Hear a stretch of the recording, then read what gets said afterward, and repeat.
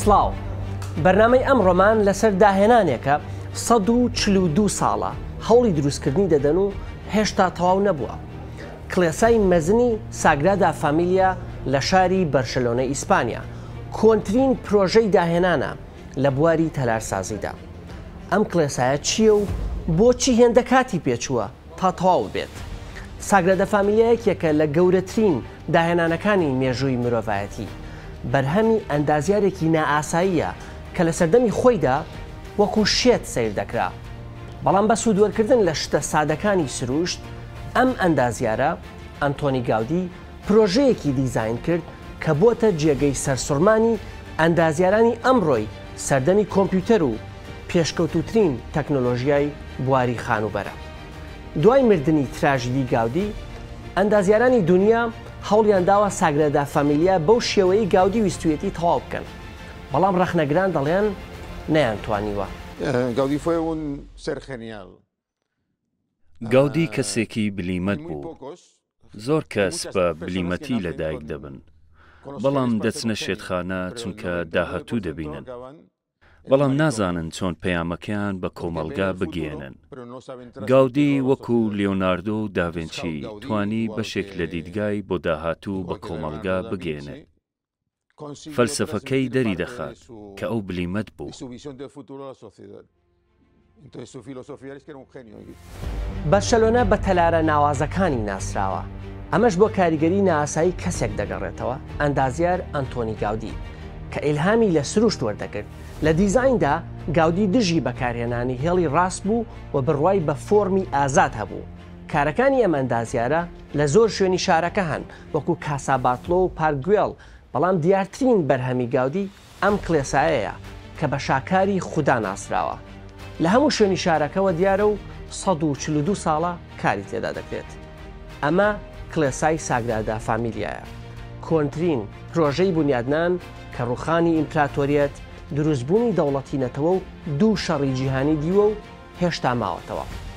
ئەمە چ شاکارێکە هێندە کاتی ویستووە تەواو بکرێت. ئەندازیار گاودی کێ و چۆن توانیوێتی لە سەردەمێکدا کە کۆمپیوتەر نەبووە پرۆژەیەکی هێندە مەزن دیزاین بکات کە چەندین نەوە دوای خۆی پێیان تەواو نەکراوە. ئەی بۆچی ئەم کڵێسایە ئەمڕۆ بۆتە جێگای مشتومڕ؟ ساڵی 1882 بەردی بناغی ساگرادا فامیلیا دانرا. ئەو کات هێشتا تەلەفۆن دانەهات بوو. لە جاتی گڵۆب ماڵەکان بە فتیلە و مۆم و چرای نەوتی ڕووناک دەکرانەوە.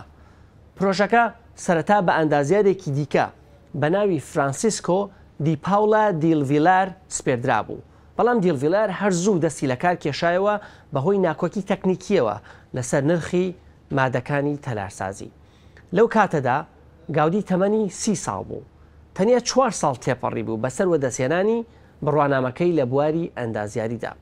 لە قوتابخانە گاودی زۆر گوێی بۆوانەکانی نەدەدا و لە هەندێکیاندا دەکەوت، بەڵام دەیزانی بۆەوەی بە فەرمی ببێتە ئەندازیار و بیرۆکە خەیاڵیەکانی لە واقعدا دروست بکات پێویستی بە بڕوانامەیەکەیە. گاودی خوێندن تەواو دەکات. دوای تەواوکردنی خوێندن لە قوتابخانەی تەلارسازی بەرشەلۆنە بەڕێوەبەری پەیمانگاکە گوتی ئەمڕۆ بڕوانامە دەدەین بە کەسێک نازانین شێتە یان عەبقەریە، کات ئەوەمان بۆ ڕوون دەکاتەوە. پێش وەرگرتنی پرۆژەی ساگرادا فامیلیا تەنیا پرۆژەی ئەندازیاری گاودی ئەم کارگەیە بوو، کارگەی پاکردنەوە و سپیکردنەوەی لۆکەی ماتارۆ کە ئەمڕۆ بە ناو گاودی دی ماتارۆ ناسراوە.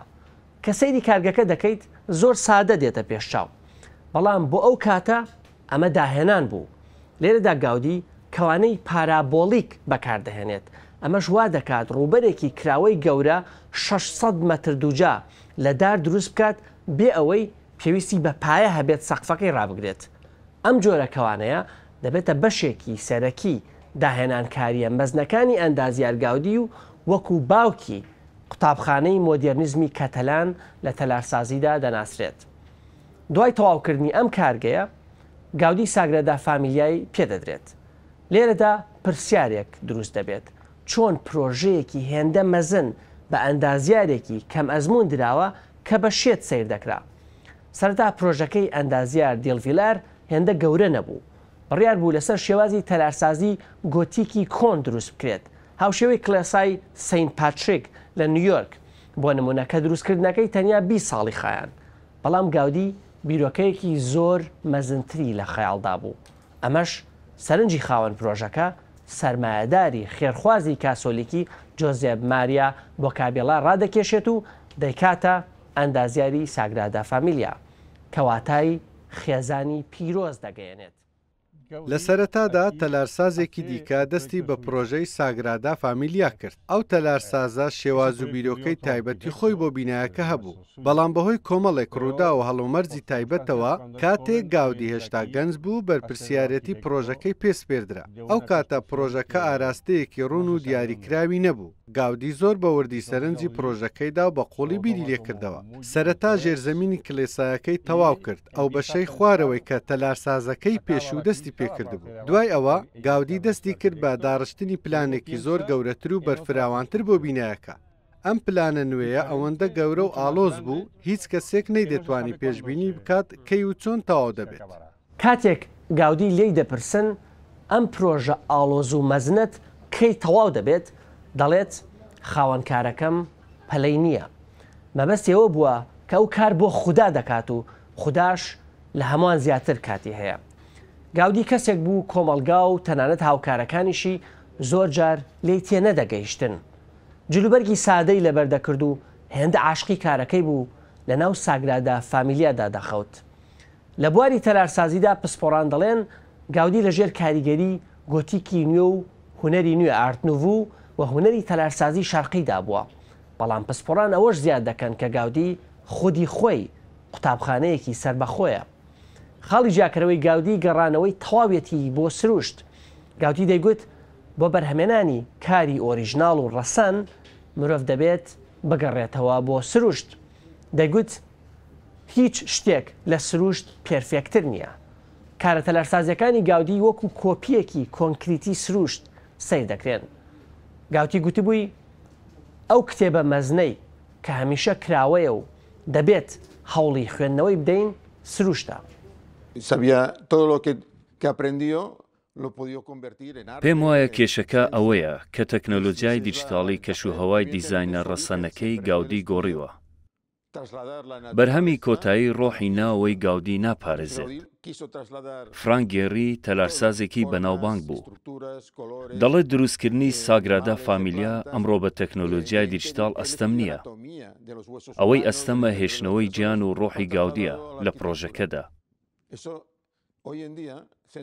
گاودی براندێکی جیهانی دروست کرد وەکو کۆکاکۆلا کە لە سەرانسەری جیهاندا ناسراوە. بەڵام ئەمەی بۆ پەیداکردنی پارە نەکرد، بەڵکو بۆ گەیاندنی مەعریفە کردی.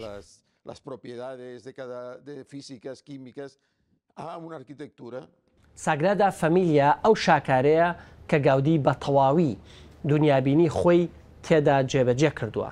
لە دەرەوە کلێساکە لە 3 بەش یاخود ڕوخسار پێکاتووە: ڕوخساری بنەڕەتی، ڕوخساری سۆز و ڕوخساری سەرکەوتن. ڕوخساری بنەڕەتی تاکە بەشی کلێساکەیە کە لە سەردەمی گاودیدا تەواو کرا. ئەم 4 تاوەرە دەگرێتەوە. بە جوانی سەیری ئەو وردەکاریانە بکە کە گاودی لەم دیزاینەدا بەکاری هێناوە. ئەم وردەکاریانە بۆتە جێگای لێکۆڵینەوە و تێڕامانی پسپۆڕانی بوارە جیاوازەکان لە تەلارسازیەوە بۆ هونەر و بۆ ئاین. لەلایەک بە پەیکەری کەسە پیرۆزەکانی وەکو عیسا مەسیح و حەزرەتی یوسف و فریشتەکان ڕازێنراوەتەوە و لە پێکاتەکەشیدا نەبوونی هێڵی ڕاست و گۆشەی تیژ لە تەلارەکانی دیکەی جیا دەکاتەوە. گاودی دەیگوت هێڵە ڕاستەکان هی مرۆڤن، بەڵام هێڵە چەماوەکان کاری خوددان. پاشان دەیگوت لە سروشدا نەهێڵی ڕاست هەیە نەسوچی تیژ، بۆیە تەلارەکان نابێت نەهێڵی ڕاستیان تێدا بێت نەسوچی تیژ. ئەوە زۆر ڕاستە. سەیری شاخەکان بکە تا ئێستا شاخێکە دیوە لەم شێوەیە بێت، یاخود ئەشکەوتێکە دیوە هێڵەکانی ڕێک بێت، ڕووبارێکە دیوە بە هێڵێکی ڕێک بڕوات. لە بنەوە پایەکان لەسەر پشتی کیسەڵێکی ئاوی و کیسەڵێکی سەروشکانی دروست کراون. ئەمە ژگە لە گەڕانەوەی گاودیە بۆ سروشت سیمبڵێکە بۆ نیشاندانی باڵانسی نێوان وشکانی و ئاو. کیسەڵ هێمایەکە بۆ سەقامگیری، هەر بۆیە گاودیش لە بناغەی ستونەکانەوە دایناون. پڕدیکۆربوونی ئەم لایەی کڵێساکە بە مەبەستە و گزارشکردنە لە ژیان و هیوا و باوەڕ. بەڵام گاودی چۆن توانیوێتی ئەم تاوەرانە لەبەر دروست بکات کە هەر یەکەیان درێژیان سەر و 100 مەترە، چۆن توانی بە جۆرێک دروستیان بکات کە درزیان تێنەکەوێت و نەڕوخێن. گاودی زانستیانە لە سروش دەکۆڵێتەوە تا تێبگات چۆن شتەکانی سروشت لە درەختەوە بۆ بەرزایەکان و شاخەکان و دۆڵەکان و ئەشکەوتەکان بۆ ماوەی سەدان و هەزاران ساڵ دەمێننەوە. بۆ کۆپیکردنی سروشت لە تەلارسازیدا گاودی سوود لە زانستی جیۆمەتری وەردەگرێت. بەمەش لە قوتابخانەیەکی باویە و سەردەمە بە ناوی لا پێدرێرا کە هەڕەمەکیانە کاری لەسەر فۆرمی ئازاد دەکرد لا دەدات. ئەندازەی نەبوو، کەسی بوو، کێشەی زۆر هەبوو. بەردەکان دەبوایە 3 جار دووبارە بتراشرێنەوە و دروست بکرێنەوە. هەموو شتێک زۆر ئالۆز بوو چونکە هیچ جیۆمەتریەکی دیاریکراو نەبوو. کەواتە بڕیاریدا نا، لێرە من هەموو شتێک دەکەمە جیۆمەتری. ئەو جۆرە جیۆمەتریانەی بەکارهێنا کە فەڕەنسیەکان دەستیان پێکرد و لە کارەکانی خۆیدا جێبەجێکردن.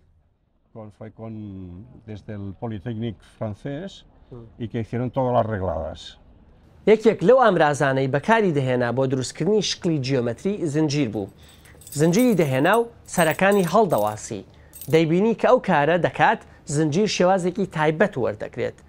ئاوێنەی لە ژێر زنجیرەکەدا دادەنا تا وێنەیەکی هەڵگەڕاوی زنجیرەکە ببینێت و بۆی ڕوون بووەوە کە وەستانی زنجیر بەو شێوەیە پەیوەندی بە هێزی کێشکردنی زەویەوە هەیە و بۆ دابەشبوونی قورساییە بە یەکسانی. سوودی لەمە بینی بۆ دروستکردنی شکلی لەم شێوەیە کە قورسایەکە بە یەکسانی دابەش دەکات. ببینە جیاوازیەکە لەکوێدایە.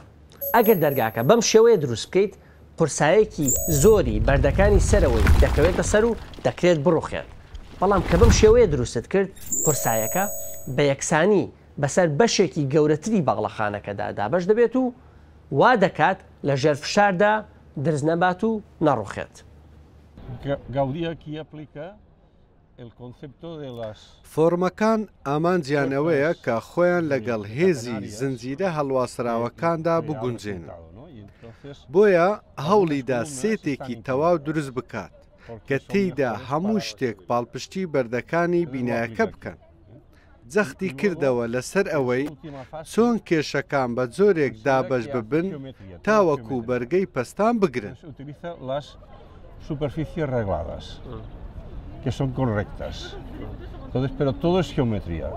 گاودی بە گەچ مۆدێل یاخود پرۆتۆتایپی شتەکانی دروست دەکرد پێشەوەی دروستیان بکات و پاشان وێنەی دەگرتن وەکەوەی بێوێت کە خەڵکی دوای خۆی بتوانن پرۆژەکەی تەواو بکەن.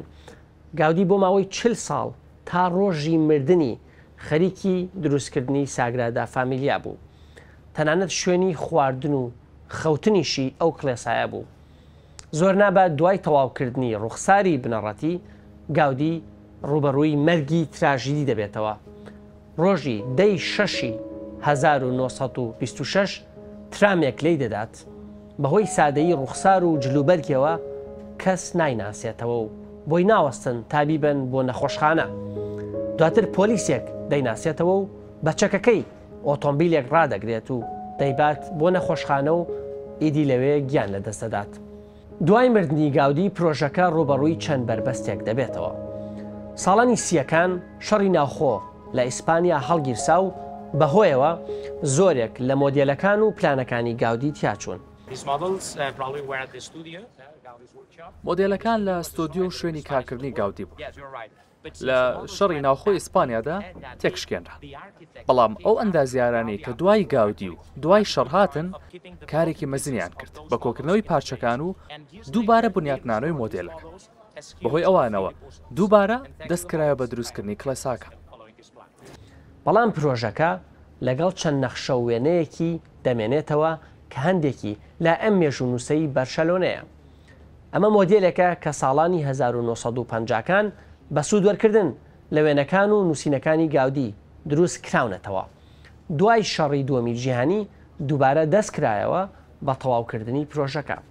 دوای دەیان ساڵ بەشێکی زۆری کڵێساکە تەواو کرا بە ڕوخساری سۆزەوە و بەشی ناوەڕاستی کڵێساکە بڕیارە پرۆژەکە ساڵی 2026 100 ساڵ دوای کۆچی دوای گاودی تەواو بێت. لە ناوەوە ساگرادا فامیلیا لە دارستانێک دەچێت. وەرە سەیری ئەم ستونە بکە، سەیری کە چۆن شکڵەکەیە گۆڕێ هەرکە ئەچیتە سەرەوە، وەکو قەدی درەخت وایە. ئەگەر پێت وایە ئەم پێبلەکانەیە لە توێکڵی دەریایی سیشێڵ دەچێت، ئەوە هەڵەت نەکردووە. گاودی ویستویەتی لەوە بچێت. ساگردا فامیلیا تەنیا کڵێسایەک نییە، مۆنیومنتێکە کە ساڵانە خەڵکی سەراپای جیهان سەردانی دەکەن. ساڵی پار کڵێساکە نزیکەی 5 ملیۆن تیکتی بە گەشتیاران فرۆشت و بڕی 137 ملیۆن دۆلاری پەیدا کرد. نزیکەی نیوەی پارەکە لە تەواوکردنی پرۆژەکەدا خەرجکرا. یەکەم کاردانەوەم ئەوە بوو، واو، بەڕاستی ناوازەیە. دەرەوەی زۆر جوانە، بەڵام ناوەی خەیاڵیە. ئەی خوایە سەیری ئەمە بکە. پێم وانیە هەتا ئێستا لە هیچ کڵێسایەکە بۆ مۆنەیەم کڵێسایە جوان بێ. لە ڕاستیە بڕواناگەم لە هیچ باڵەخانەیەکە بوو بم هێندەی ئەم باڵەخانەیە سەرنجڕاکێش و جوان بێت.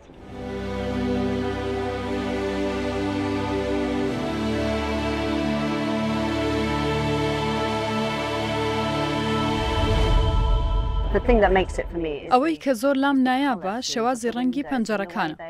چۆن هەرکە بە چواردەوری پەنجەرەکەدا دەڕۆیت ڕەنگی پەنجەرەکان دەگۆڕێن، زۆر بە جوانی بیریان لێکراوەتەوە. هەستێکی زۆر خۆشە کە دوازار ئەم شاکارەی گاودی دەبینم. بەڕاستی قورسا بەو شەو چەندێرێک گزارشتی لێ بکەیت. ئەمڕۆ ئەندازیاران سوود لە تەکنۆلۆژیای مۆدێرنی وەکو پرنتەری سێڕەهەندی 3D، بەرنامەی دیزایانی کۆمپیوتەری وەکو ئۆتۆکاد و مەکینەی بڕینی بەرد و ڕۆبۆت لە تەواوکردنی پرۆژەکەدا بەکاردەهێنن. بەڵام هەندێک لە مێژونووسان ڕەخنەی توندیان لە پرۆژەکە هەیە و دەڵێن لە بیرۆکەکەی گاودی لای داوە و بەرپرسانی شارەکە تەنیا دەیانەوێت پرۆژەکە بە خێرایی تەواو بێت تا پارەی زیاتری پێپەیدا بکەن. بۆ نمونە لە دەواازەکە لە بنەڕەتدا دەبواە خاچێکی گەورە هەبێت. ئێستا دیمەنێکی عیسا مەسیح هەیە کە لە ستونێکدا قامچی لێ دەدرێت. لەم دوایانەدا خاچێکی گەورەیان لەوێ داناوە و چەندین شتی دیکە کە لە پلانی گاودیدا نەبووە. لەوەش زیاتر ستونی مەریەم دەبواە لە هەی حەواریەکان نزمتر بێت، بەڵام ئێستا بەرزترە. ئەستێرەکەی سەرەوە ئەوە نییە کە گاودی دیزایانی کردبوو، ئەو ئەستێرەیەکی هێلکەی وێنا کردبوو وەک خۆر، نەک ئەستێرەیەکی هێلکەی بۆ جۆرە تیشکانەوە. ئێستا لە ئەستێرەکەی واڵ دیزنی دەچێت. ڕەخنەگری دیکەش هەن، بۆ نمونە نووسەرێک لە ڕۆژنامەی لیمۆندی فەڕەنسی ڕەخنەیەکی تونتری گرت و گوتی کە دەچیتە ناو کڵێساکەوە واز دەکەی لە ناو مەکینەیەکدای نەک سروشت. ئەمەش لادانێکی تەواوە لە بیرۆکەی گاودی کە تەواو ببێت بەرزی کڵێساکە 172 مەتر دەبێت. ئەمەش ساگرادا فامیلیا دەکات بە بەرزترین کڵێسای جیهان. بەڵام کڵێساکە هێشتا کورتتر دەبێت لە شاخی بەناوبانگی مۆنتوێج لە بەرشەلۆنا، چونکە گاودی گوتبووی کاری مرۆڤ هەرگیز نابێت لەسەر و کاری خودداوە بێت. ڕاچی بوو لە سەرداهێنەری مەزن ئەنتۆنی گاودی. بزانە ئەگەر وەکو دەوروبەرت بیر نەکەیتەوە مانایەوە نییە کە هەڵیت، ڕەنگە خاوەنی بیرۆکەیەک بیت کە هێشتا کاتی نەهاتووە تا خەڵکی لێی تێبگەن. بۆچوونی خۆتان لەو بارەیەوە لە پەیجەکانی ڕوودا و لە سۆشیال میدیا بنووسن تا جارێکی دیکە بەردەوام بن لە داهێنان.